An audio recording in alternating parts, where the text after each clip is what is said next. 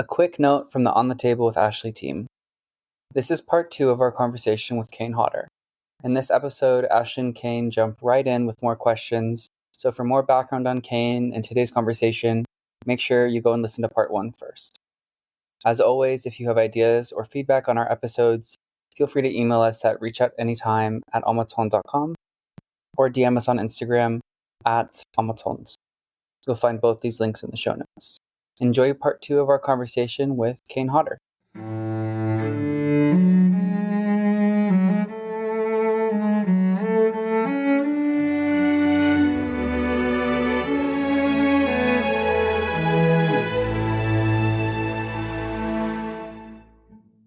When you guys are doubles for an actor, like I guess it's any actor, because for legal reasons, and liability, they're not really allowed to do a lot of their own stunts.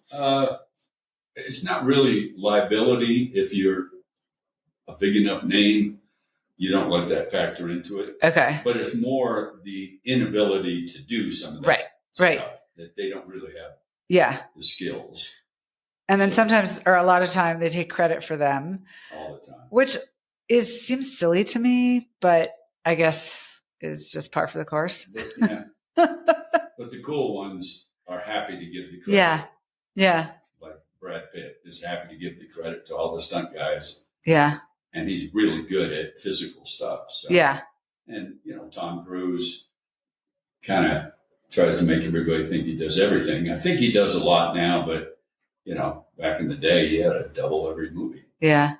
Yeah. It's just part of it. It's just part of it. Yeah. They have to kind of enhance their image. And if it's a physical type of thing, then it helps them. Yeah. And, you go into the business knowing that. Yeah. And like you said, in a lot of like the commercials and stuff, they can't even see you anyway. So maybe, it's not like it's kind of no skin off your back in a way. Right. But can you tell us about like a favorite stunt? Yes. So there's a couple that immediately come to mind. And the one I always talk about is the fire stunt as Jason in Part 7. Okay. The first Friday movie I did was, and this is 11 years after I got burned. Your burn.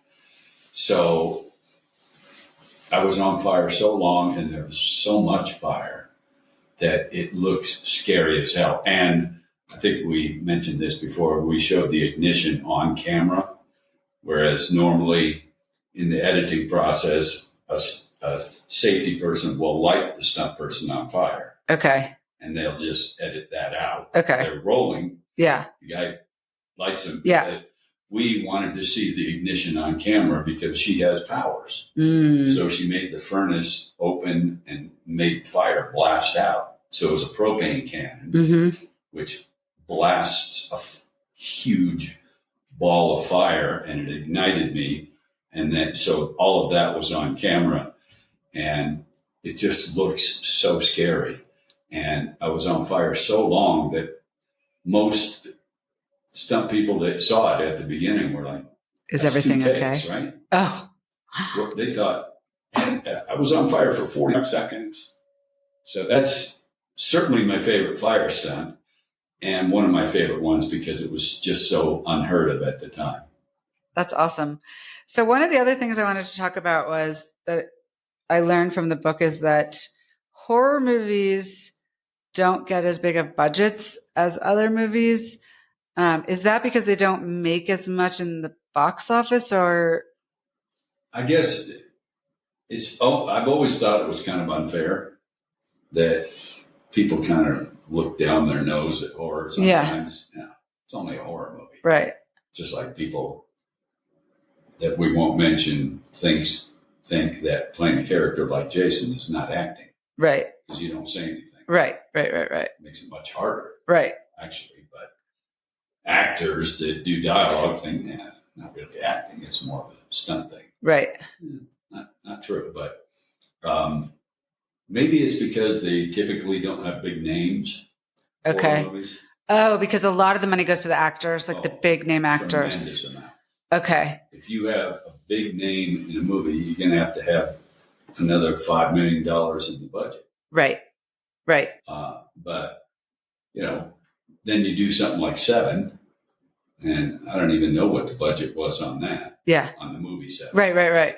And that's basically horror. Yeah. It's kind of a crime drama, too. I haven't watched that one either. I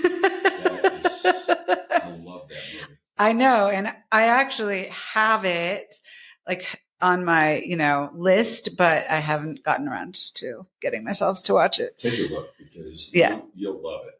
Yeah. And, again, people don't like Kevin Spacey, but he is amazing. An excellent actor. In that movie in particular, because, and this is coming from someone who has played characters that need to be intimidating and scary as hell. Yeah. And he does it just with his delivery, basically. No makeup, no scary, nothing.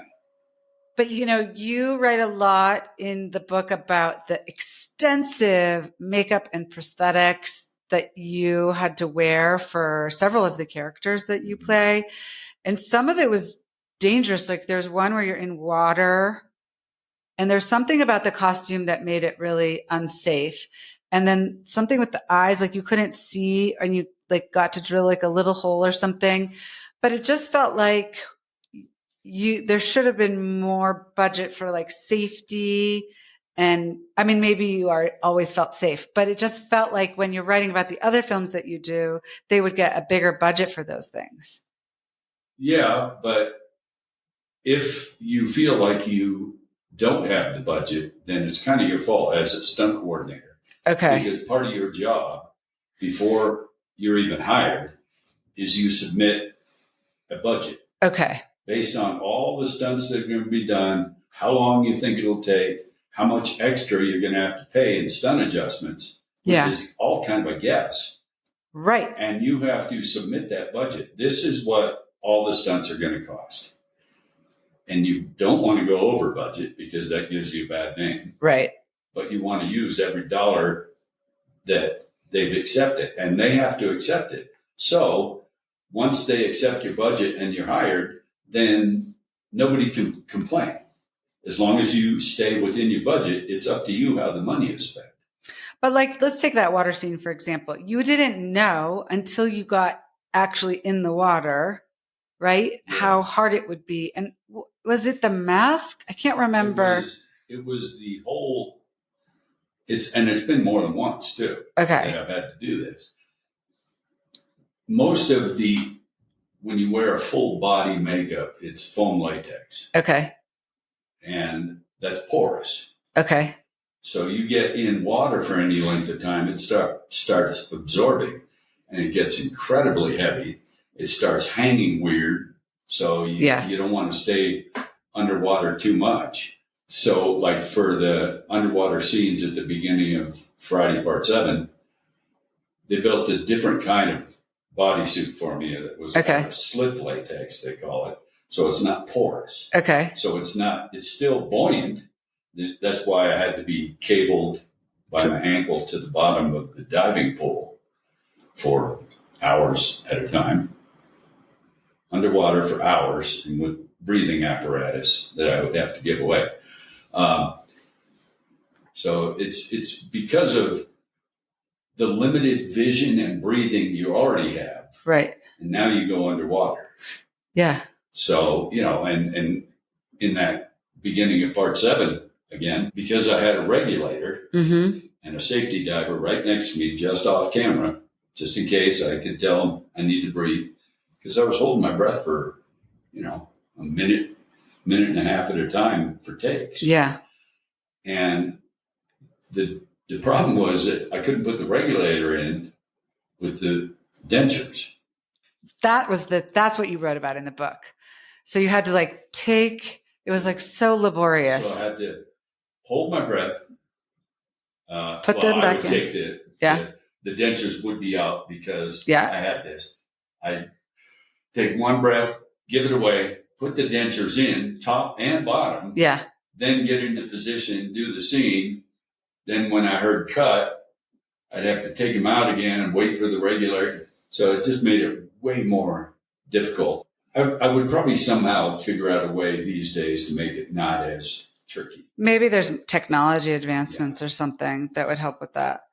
Oh, I can't remember if I asked you this before, but can you talk about what you've seen like changing in Hollywood since you started your career?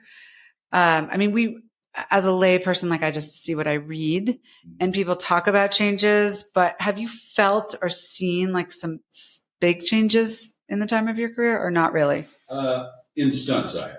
And I kind of touched on that earlier, where stunt people these days don't do as much dangerous shit as we used to, because you got wire rigs and people don't have to necessarily fall off of buildings and, So I'm the old guy that's, you got it so easy, you pricks. But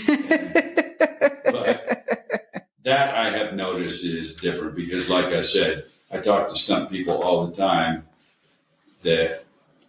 and I ask them what kind of stunts, and almost nothing. They do fight scenes and wire work. Okay. High falls, no. Fire, no. Cars, So I'm like, how do you make a living? You work wire work for 8 months on a Marvel movie. Yeah. That's why. Okay, because they take so long. For 2-3 weeks on a movie. Yeah. And I guess you can make a living if you're on big enough movies because the budgets are bigger. The pay scale is the same, but the stunt adjustments are way more.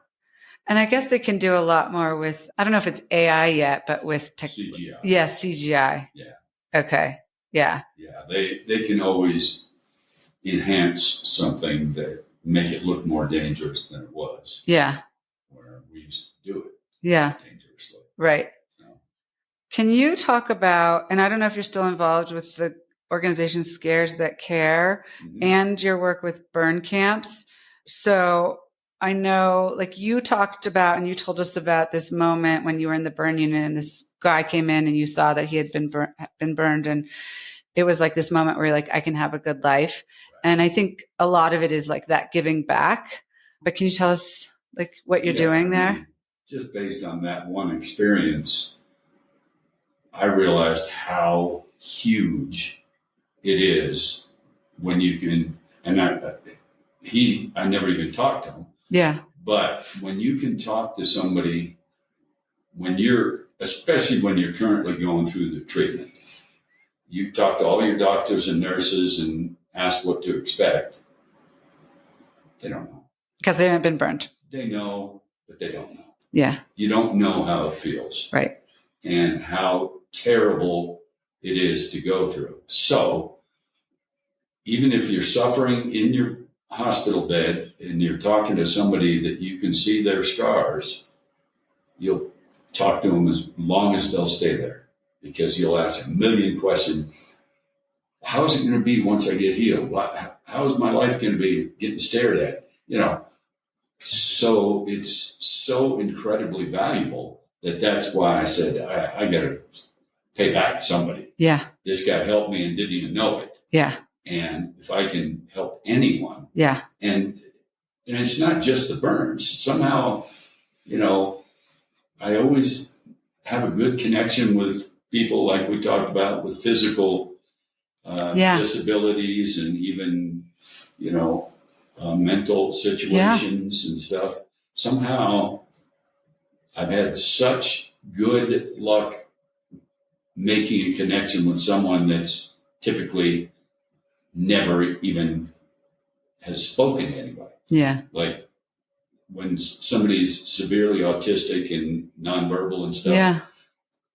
And they'll look at me while I'm talking to them and their parents say, he's never done that. Yeah. Never looked at somebody while they were talking to them. Yeah. So even if it's just that, right. I feel like I've made a connection and because of the scars, I think people that maybe are missing limbs or something kind of feel like, he knows how I feel. Right. It's not the same, but he knows. Yeah. He knows how it is to get stared at. Yeah.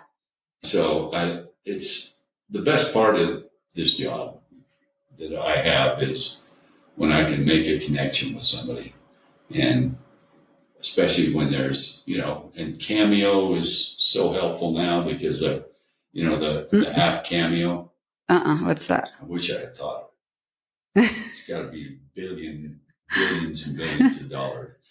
It's an app. Okay. Where you can hire whoever is on Cameo, which everybody is now. Okay.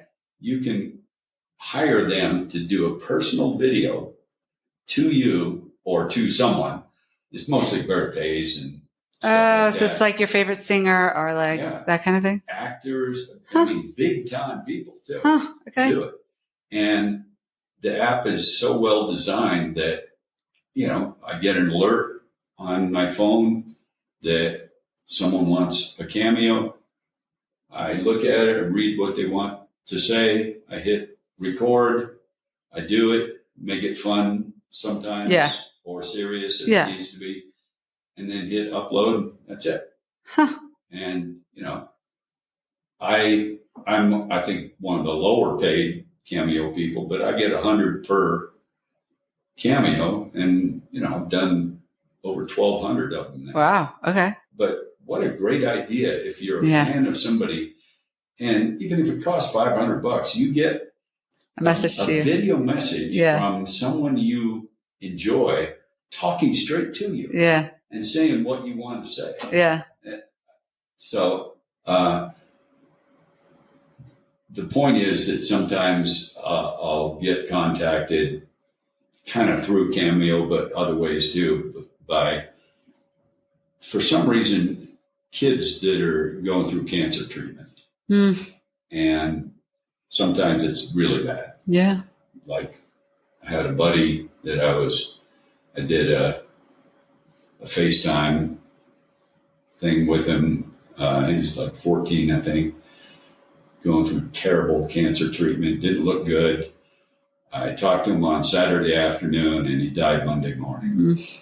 So he and his parents said he hadn't seen him smile in months. Yeah. So you do that. Are you still doing, what is Scares That Care? Are you still doing that? It's just an organization that helps people going through those kind of situations. Okay. And is that sometimes they reach out to you to do okay. I was just with the guy that started it last weekend. Okay. And it's just a thing that kind of connects, I guess, ill horror fans with people they like. And we help with monetary stuff, treatments, and whatever we can do to do fundraisers and then anything, and signed memorabilia that they can sell to benefit the foundation and stuff. So, it's really rewarding. Yeah, it sounds like it. Yeah. And then, do you still go to burn camps? What is a burn camp? They don't have them as much as they used to. It used to be like literally a summer camp, and all the people there are burn survivors. Got it. So it's great for them because nobody's staring at them. Right. They can go play and nobody is fucking can go swimming. They can do whatever and feel, because they're all in the same situation. Yeah. So it's a great thing, but there must be some kind of legal thing or something that has come up, because I don't see them happening as much. Okay. Which is unfortunate, but I think it's the most rewarding is going to a burn unit. And so how often do you do that? Like as much as I can. There's so many politics, well, not politics, but so many things that you have to get through because some parents, privacy. Privacy issues. They don't feel comfortable with a stranger coming in and talking to them.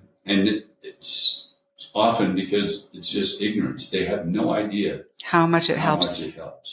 Is there a burn unit in Salt Lake? There is. Okay. But I haven't been able to go in there yet. Huh. Yeah. I'm going to ask somebody I know about that. Yeah.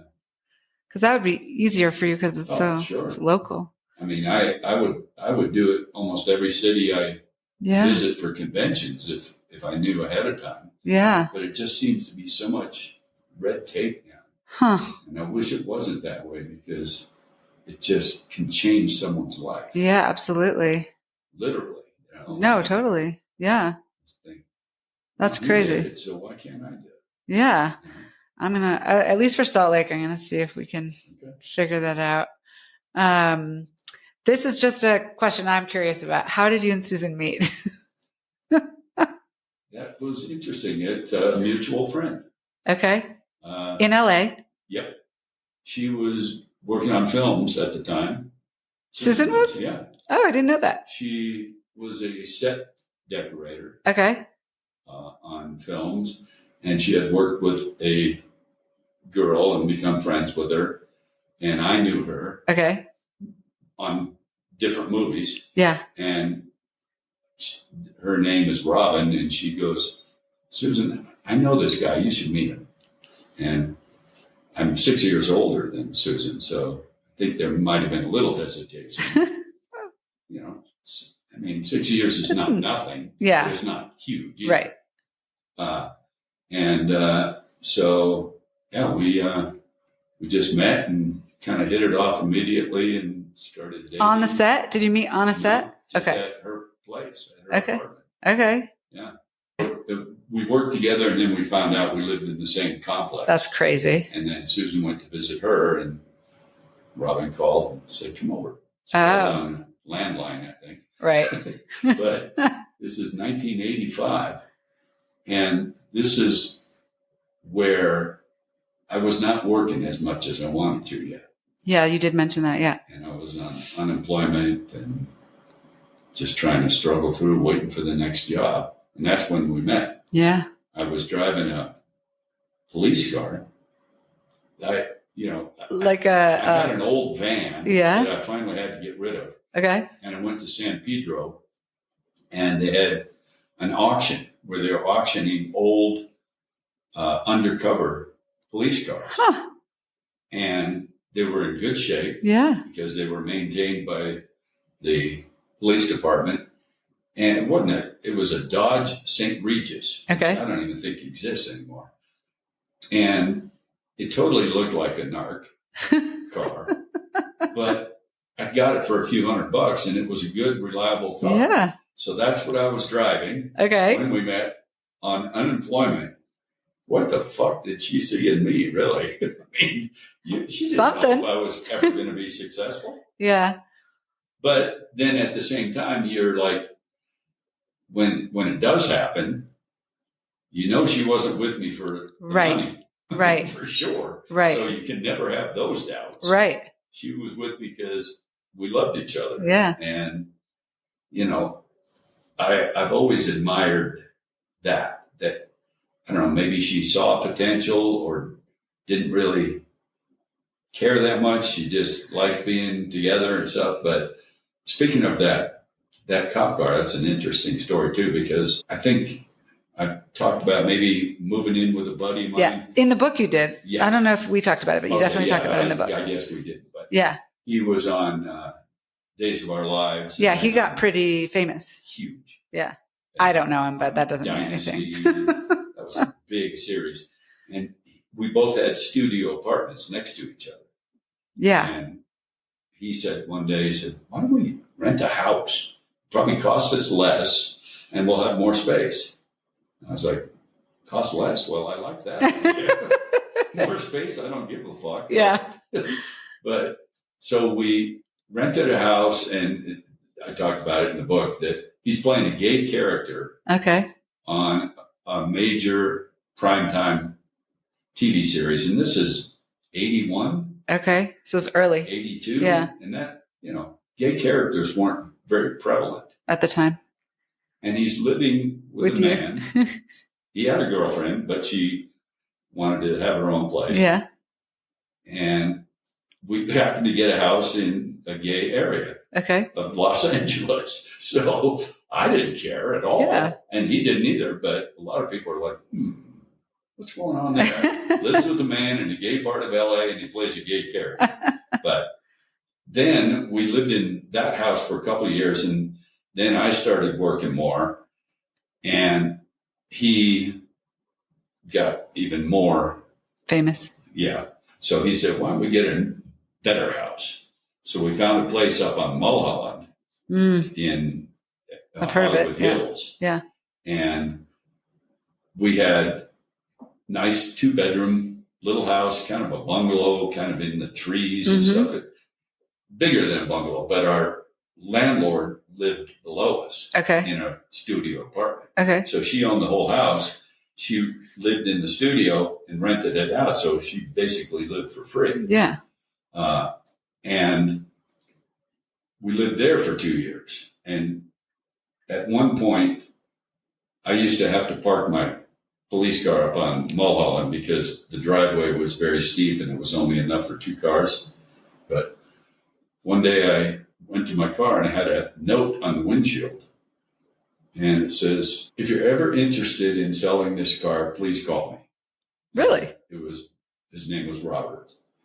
And I thought, I'm starting to do better. Maybe I should get a car that doesn't look like a narc. Because people would get nervous driving by me. And so eventually I said, I will sell it. And I sold it. I called him. And he lived on Mulholland too, up in a nicer area. He came down and looked at him. It's fucking Robert Carradine from Revenge of the Nerds. Yeah. David Carradine's brother, who I worked with. Did he buy the car? He did. Ah. And I've asked him, I said, why do you want to get this car? Yeah. I mean, he had a very nice car in his house. I said, why do you want this car? After I sold it to him. Yeah. Which I wish I had known before, but he says, because I can go to Hollywood and go to clubs and park in any red zone, never worry about parking because they think it's a cop car. I said, God damn, I wish I had thought of that.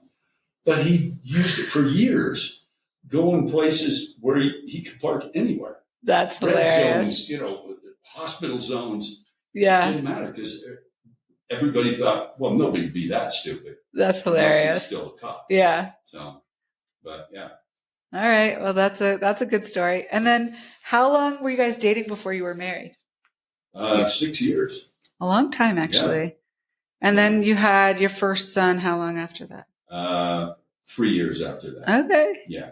We had a little bit of problems getting pregnant at the beginning, but yeah. So it took a little longer than we wanted. And, yeah. I proposed 4.5 years. Okay. After we started dating. But, she's from a Long Island Jewish family that had to have a big wedding. And I had to convert. Yeah. Well, you chose to, right? Yes. Yeah. No, I didn't have to. Yes. Yeah. I shouldn't have said it that way. But I needed the time. It took time. Yeah. It's a long process. Yeah, that's what I've been hearing. Yeah. So, because I decided to do that, then we were engaged for, a year and a half before the wedding. Yeah. And then we had the wedding in New York and the reception, but because I was still talking to my family and everybody, all friends were all in LA, her parents threw a second reception in LA for all my family and friends. I didn't know that. Yeah, so lots of parties. Amazing. Yeah. It's bad enough to do a wedding and one reception, but then you have to spend all the money on another one. So I really appreciated that. But then, so we got married in 91. Jace was born in 94 and then Reed in 97. All right. Yeah. Yeah. And now they're young adults. Is there anything I haven't asked you that you would like to share about your career or about your journey, like through the burn or anything? I mean, I was hesitant to write about it in the book, but I did. So you'll already know this. And I'm hesitant because it sounds self-serving sometimes, but one of my favorite hobbies besides playing poker, which I love, okay, because it's the only game in a casino where you can win without necessarily having luck. because you're playing the people. Right. And Right. I love that mental aspect of it. Yeah. Because you watch what people do and you pick up on tells, Yeah. they call it. Yeah. And I just love playing. But another hobby, I guess, that I really enjoy is taking IQ tests. What? I know.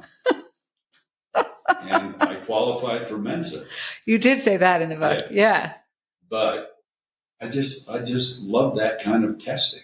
All right. I don't know why. I've always been fascinated by it. I just did one the other day online.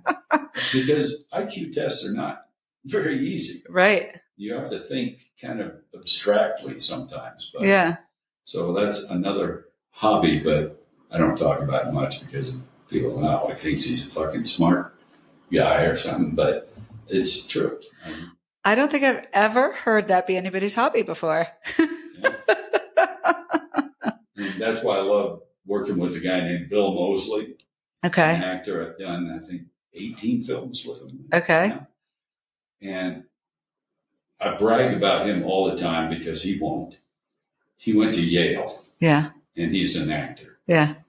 And I tell fans that all the time, and he gets a little uncomfortable. But if it's coming from me, right, then make him look bad. Yeah. And he's a very intelligent guy, and it's just so much fun to work with him because he also enjoys ad-libbing when you're doing a scene, which a lot of actors don't like. But we were doing a movie called Old 37. Okay. You may have read this too, but and we were playing brothers that ran a junkyard, and we drove an ambulance. We had a box ambulance, an old one that we salvaged. Okay. And had a scanner. So we came up with the idea of responding to 911 calls before the real people got there. And we'd take the people away and do horrible things to them. Kill them and stuff. It's terrible. Because, I know. But how could you be more vulnerable than someone that has a loved one in trouble? You call 911. People show up with an ambulance and uniforms. Yeah. You're not going to check their credentials. Right. Yeah. So we act like we knew what we were doing, take them away and murder them. But the point is that about ad-libbing, which I love it, because there's no way something can sound overdone if it was never planned. Right. Of course. Now, fight scene, that's different. Right. Don't do that. I mean, plenty of actors have done that with me. Yeah. Lots of martial arts actors. They have the scars. Used to do a lot of movies, and it doesn't really work anymore. Yeah. Initials are SS. But anyway, we had a scene where the sheriff comes by the junkyard. Okay. And he starts questioning us because he's suspicious for some reason, and says, is there anybody else here on the property? And I don't speak. But once again, I wear a weird kind of thing on my face, and I don't speak. Which maybe I should have thought that. But his line scripted was, nobody here but us chickens. And he kind of throws it away. Yeah. And then, so we did it. Next take, anybody else here? He says, no, nobody here but us chickens. And then he looks at me and hits me and says, show them the chicken dance, dumbass. And so I start clucking around and dancing around like a chicken, totally unscripted. And people love the scene. They say, how did you do that without laughing? I said, well, because I didn't know I was going to do it. And it makes it so much fun. Yeah. He's a big Rob Zombie guy. He's done a lot of Rob Zombie movies. And he's very popular on the circuit because he's very generous with people. And stuff. But it's it just makes it fun when somebody keeps you on your toes. Yeah. Yeah. Yeah. Makes life more interesting. Yeah, I think so. Yeah.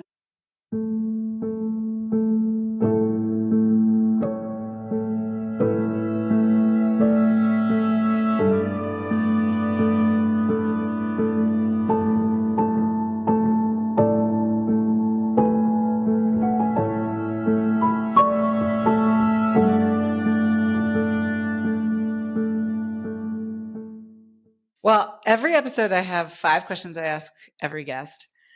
The first one is, as we explore in my brand, Amatand, and my brand means to take care of your soul in French. So the whole idea is increase human connection and have like difficult conversations and, through objects, through like beautiful Why objects. French in particular?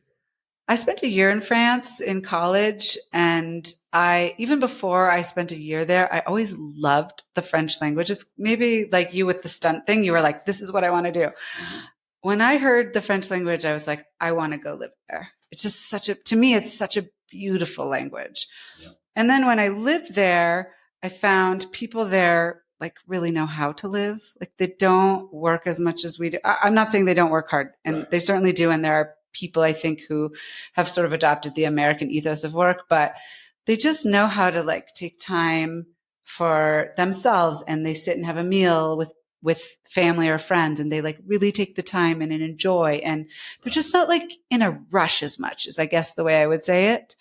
So it's kind of that ethos as well. Like we're so in the United States, like go, go, go, achieve, achieve, achieve. And there is a huge benefit in Right. stillness, And I can relate to enjoying the language because that's what I chose in high school. That's right. And I was in the French Honor Society. That's right. My grades and stuff. The only guy in there. But I always enjoyed that language as well. So I understand Yeah. that. It's just beautiful. Their food is amazing. I mean, everything. I love it. So I feel like objects can hold a lot of meaning for us. Some people are not like into objects, but to me, objects are really just like vessels for memories. So can you tell us about an object? It doesn't have to be something you have anymore. So something that you used to have or have today that means something to you, and then share why. Yes, and I do still have it. Okay. And Susan has just been helping me figure out how to wear it because my dad, as I said before, for 2 separate times went to Korea for a year. That's right. So he always had this gold pendant that he wore on a gold chain. He wore every day, and it is such pure gold that it gets dented, and I don't even think they make anything. It's that quality. 99, I think they call it. Okay. There's a 99 on the back. Okay.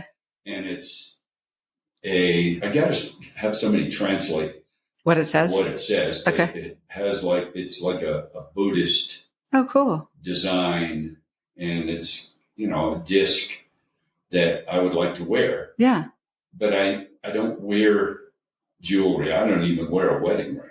Is it heavy? No, not really. It's not that heavy. It's thin, but it's just the brightness of the gold is so amazing, and the intricate engraving on it. Yeah. And I need to have it translated, see what it says, because I know he told me, but I don't remember. Yeah. But I've always had it, but I've never worn it. My dad wore it every day. He died with it on.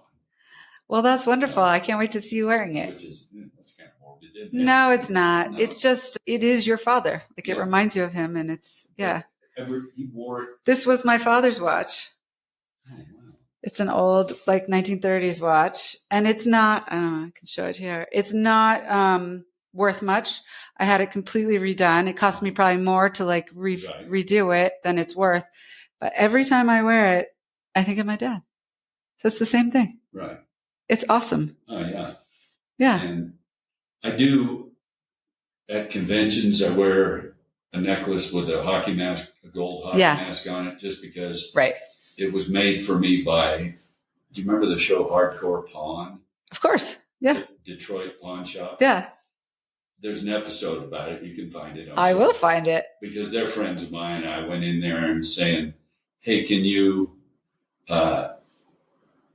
this is not real gold. I don't believe it's plated or something. Can you make me one out of real solid gold? Yeah. And then I think it was just for hype. I think they said they ruined it and they had to build a new one and stuff just for the episode. But, that's the only thing I wear other than a watch. And my dad never wore a wedding band. And Susan's dad never wore it. Really? Which is very unusual, I think. Yeah. But he and neither of their wives really cared. They knew. Yeah. I mean, you don't have to prove anything. Right, exactly. And especially when you're doing stunts, you can't wear jewelry. Right, it's dangerous. Right. Yeah. So that's why I've never worn a wedding band. And my dad also, the other thing he wore was a really old Rolex from 68. Do you have it? Jace wears it. Oh, that's so cool. I love that. And, how cool is it for him? So cool. I gave it to him because I wanted to get this one. Mm-hmm. And I said, would you wear this if I gave it to you? And he said, yeah, I'd love to. And it's like yours. You can tell it's vintage. Yeah. It's thinner and it doesn't have the weight. Yeah. Mine does.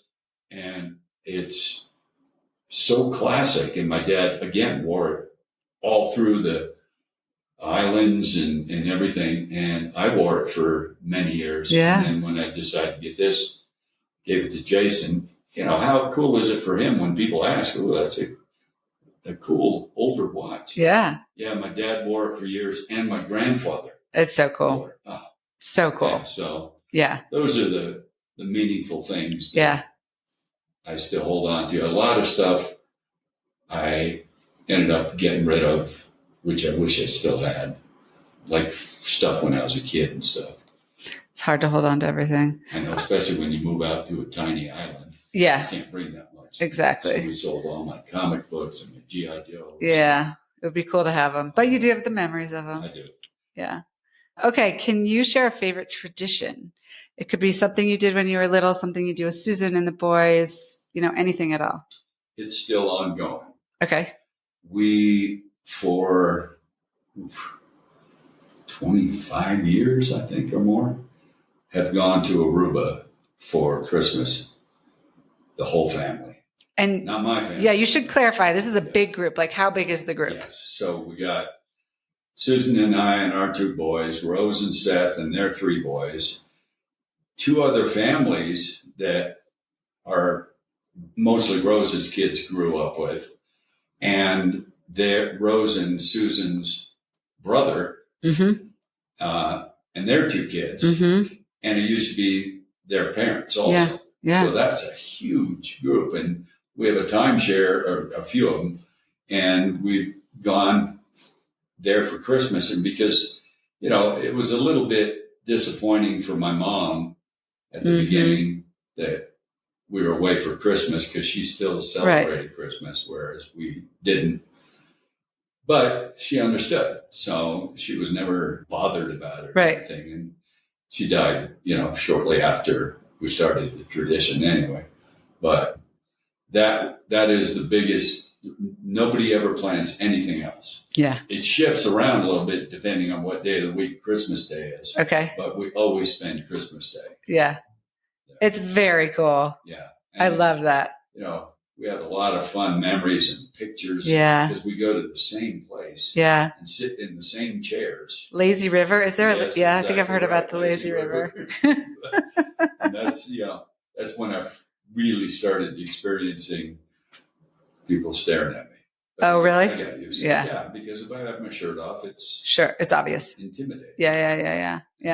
Well, that's a wonderful tradition. Yeah. And now you'll add the next generation, which is amazing too. Hopefully, yeah. Are you, let's see how you do this one. Are you in a phase in your life where you enjoy entertaining in your home?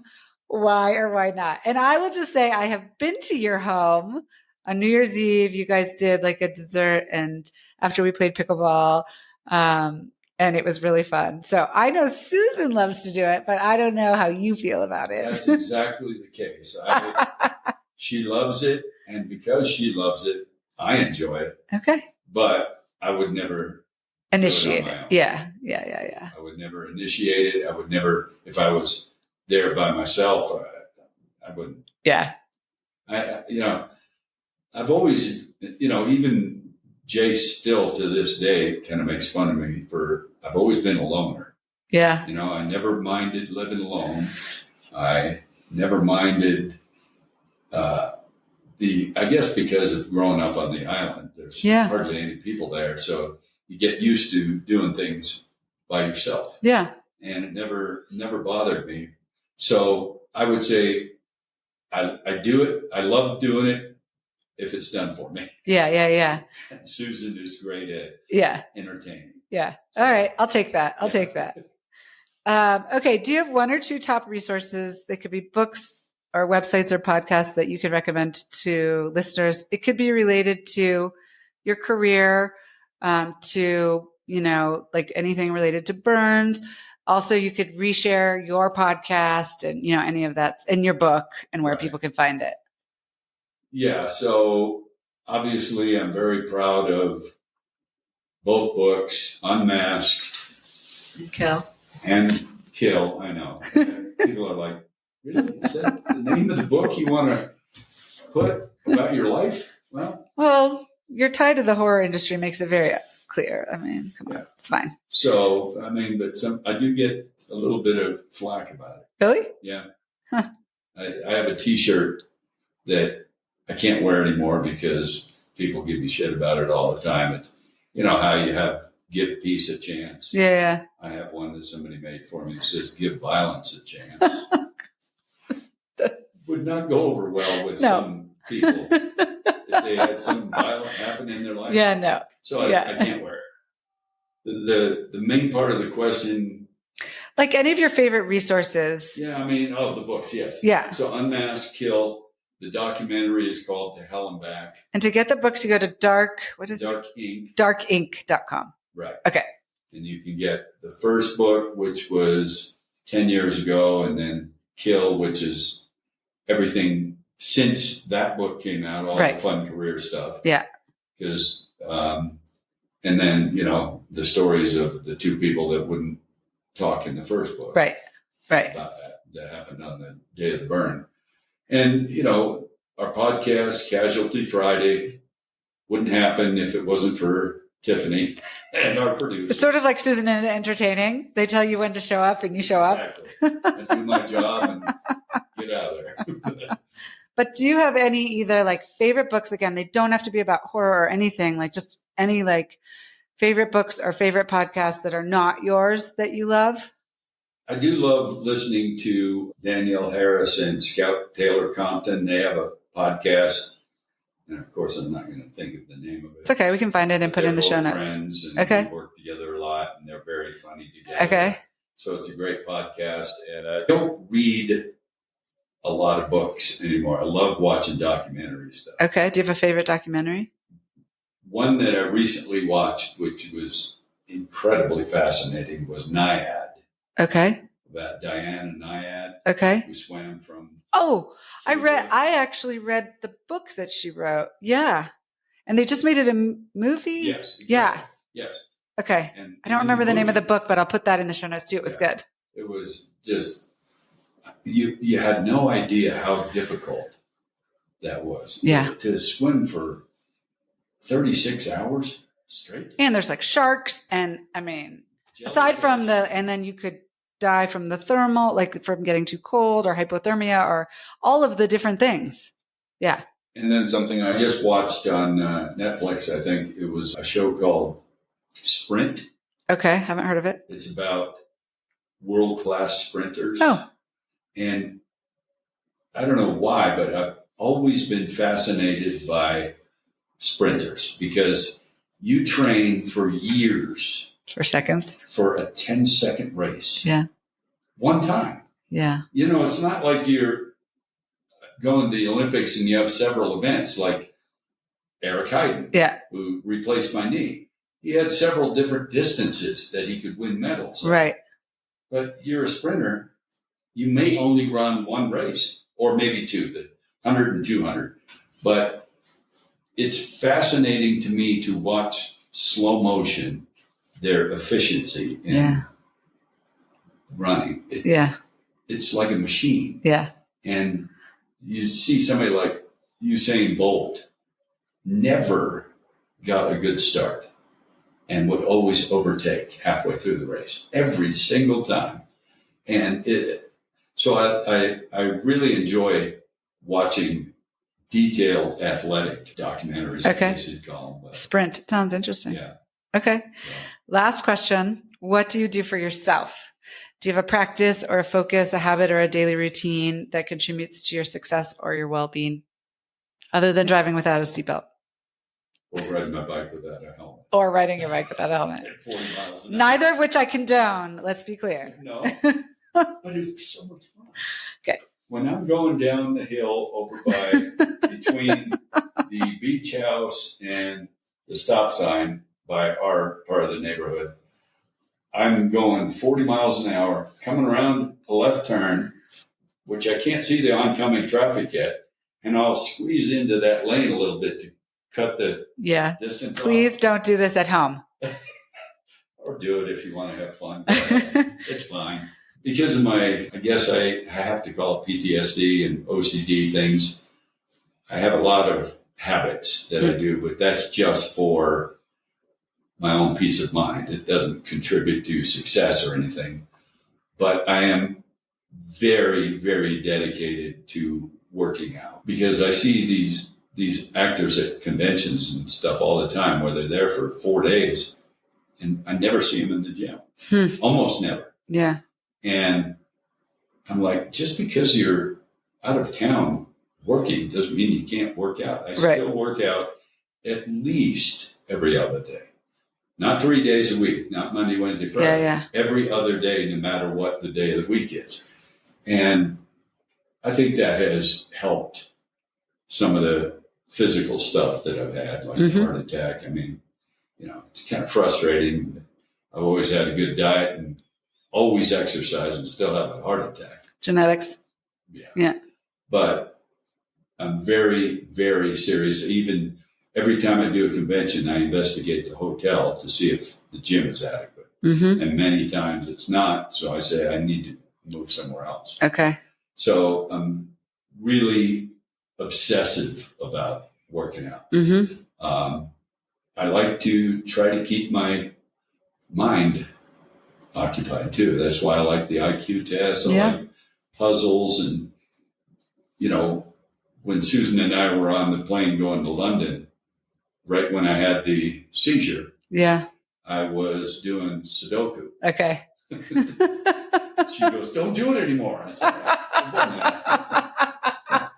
But yeah, so I always enjoy word puzzles and even crosswords. It's great for your mind. It's great. Yeah. And so physical and mental. Yeah. It's perfect. Yeah. It's great. Well, thank you so much for joining me. It's been such a pleasure. I feel like I've gotten to know you so much in a couple of hours. It's been amazing. And I really do, I know your book has helped so many people, and I hope people will listen to this and they'll be helped by listening to this as well.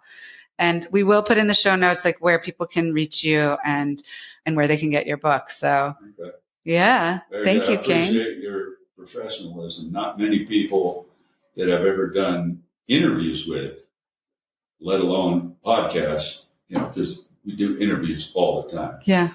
And nobody's ever this prepared. So thank you for being prepared. It's my pleasure.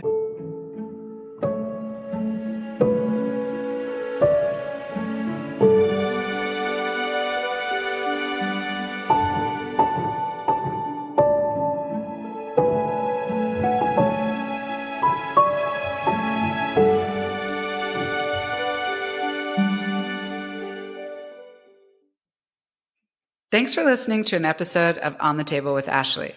Subscribing to, rating, and reviewing our podcast helps us to continue to record great interviews. So please subscribe, rate, and review wherever you get your podcasts. If you're interested in learning more about the products we talked about on the show, visit amattendre.com. That's AMEATENDRE.com to check them out. When you become a member by sharing your email on our website, we'll share special discounts that relate to products discussed on each episode. Finally, email us at reachoutanytime@amattendre.com with thoughts you have or ideas for topics or guests for future episodes. Thanks for listening.